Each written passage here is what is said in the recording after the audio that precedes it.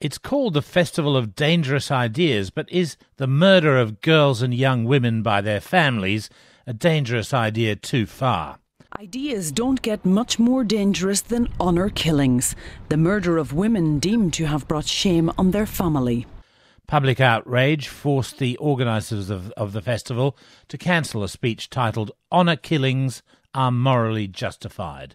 The man scheduled to deliver what one newspaper today described as a vile sermon today defended his right to speak. Having not said anything, words were shoved in my mouth, the position was assumed, everything was, all the holes were filled by people as they wanted, and outrage ensued. Uthman Badar was due to make a speech entitled "Honour Killings Are Morally Justified" at the Sydney Opera House.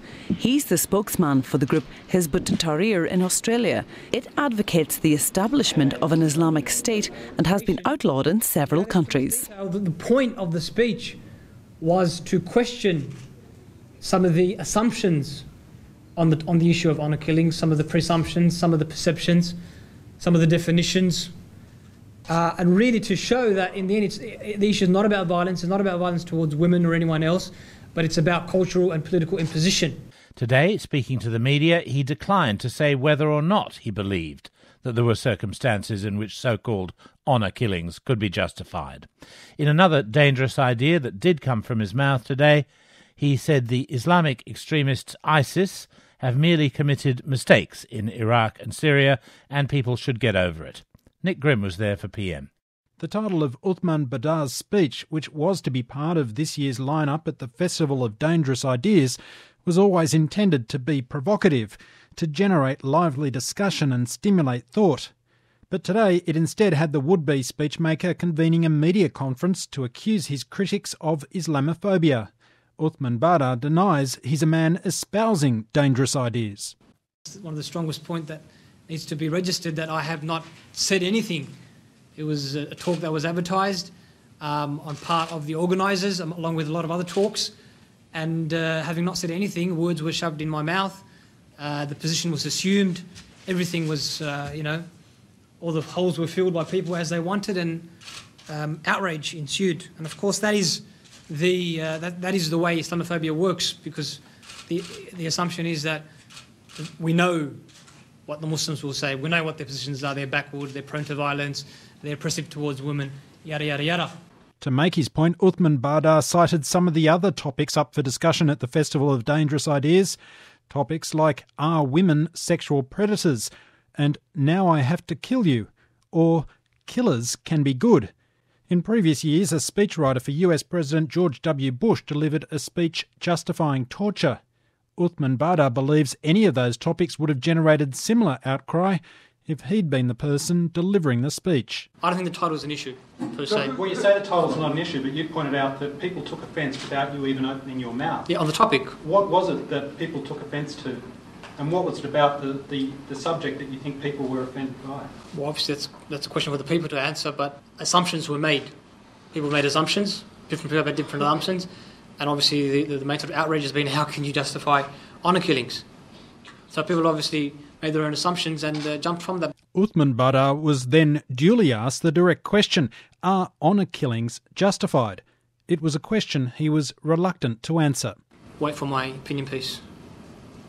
Well, no. Are there any circumstances under which honour killings can be justified?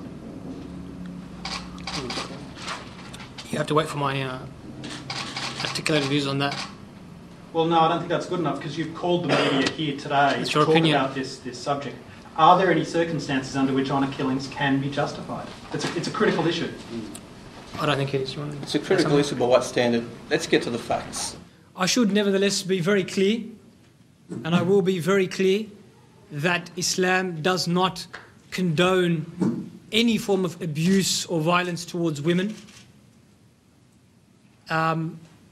And however, I will suffice at that, because again, I refuse to have Islam put in the dock. The point of the speech was to question some of the assumptions on the issue of honour killings, some of the presumptions, some of the perceptions, some of the definitions, and really to show that in the end the issue is not about violence, it's not about violence towards women or anyone else, but it's about cultural and political imposition. It's about imposing liberal values in third world countries. And this is where I believe the actual discussion is. The reality is that all civilizations, all ideologies, all peoples have red lines. And all peoples are willing to justify violence to prevent those red lines being crossed. At that point, Uthman Badar was interrupted by another Hizb ut-Tahrir member, Wasim Durehi, who finished his answer for him, explaining he's currently negotiating a deal with a media outlet to publish an opinion piece on that very question. So no answer today, but Uthman Badar defends his position, saying his critics should reflect on the numbers killed by Western forces in places like Iraq and Afghanistan. Even when it's accepted that something untoward took place, the most we get is to say, well, it was a mistake. It was a mistake. Entire nation laid to waste, but it was a mistake. On the other hand, any killing, person, individual, family, bomb, beheading, suicide bombings is proof that the perpetrators are terrorists. Why isn't the United States or its government or the Australian government accepted as terrorists for Iraq or Afghanistan? If we accept that, it's wrong in the first place. And we go it's just it's a mistake, let's move on. Why is it a mistake for everyone else? ISIS made a few mistakes in Syria and Iraq, get over it. That last comment about the Islamic extremists who've waged a bloody campaign to capture large parts of Iraq prompted a follow-up question about whether Uthman Badar regarded ISIS as a force for good or bad. He declined to answer that question before ending the media conference.